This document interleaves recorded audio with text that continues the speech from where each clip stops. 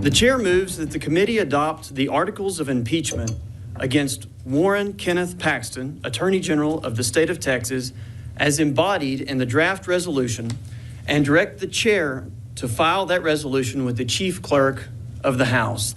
Articles of impeachment, a live look outside of Texas Attorney General Ken Paxton's office. A Texas House Investigative Committee has just brought articles of impeachment against the Texas Attorney General. CBS Austin's Michael Atkinson has been following the story since the beginning, and he joins us live at the Capitol. To say the least, Michael, this is a major development.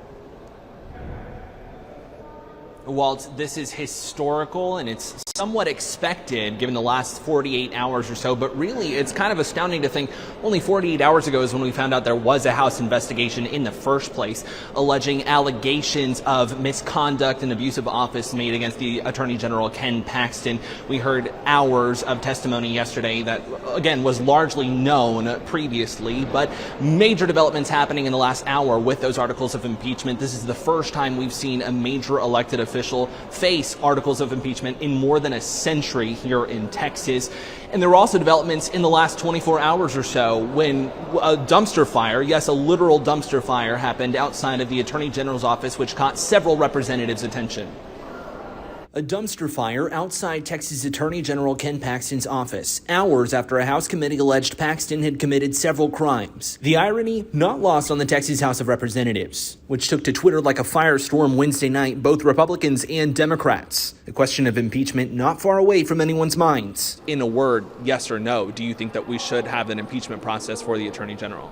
No, this is exactly what the impeachment process was made for. The Department of Public Safety confirmed to CBS Austin they've arrested 42-year-old Sherilyn Lynette Merritt. No word on charges or if the person in this video is her. Now, the Austin Fire Department confirmed in a tweet that arson investigators took samples on the scene to determine whether the fire was intentional, allegedly at the behest of head of DPS Steve McCraw and Governor Greg Abbott. The governor has remained silent on the new probe into Paxton, which came to a head after a stunning public hearing on Wednesday, alleging Paxton had committed crimes ranging from abuse of office to alleged falsehoods Paxton had made to officials. Page 39, false. That's false. Page 34, false.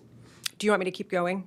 Please. Notedly, just the day before, the committee sent a letter to Paxton's office expressly telling him not to destroy records. The dumpster fire just a day later prompted new concerns and calls for impeachment. Do you think you would vote to impeach him? Absolutely. I think the evidence is clear. In a statement, Paxton, who had labeled the fire himself as arson, condemned the, quote, irresponsible and reckless speculation by journalists and other public figures who misled the public about the nature of this crime. We reached out to several Republicans for comment and did not hear back.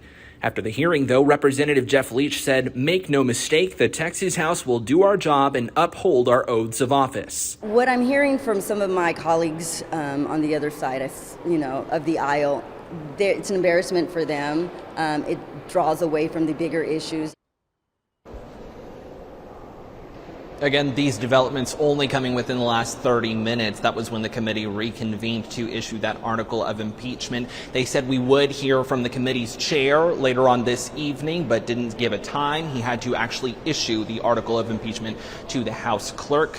We're not entirely sure of the timeline of this either. We have heard as soon as Saturday the House could vote on an impeachment. There are some constitutional time crunches, to use a phrase, that could pose a threat to this process. But now that the articles of impeachment have been issued, they no longer are under those timelines it would have taken, such as an issue of the governor to issue the articles of impeachment to call the House back into session, given that the legislative session adjourns on Monday for the final day. But now that we do have these articles, the vote could come in just the next few days. Again, these developments all very new and all very top of mind. We'll have more updates for you right here on CBS Austin, live at 6 and live at 10. You can follow along on our website, cbsaustin.com. Live inside the Texas State Capitol, Michael Atkinson, CBS Austin News.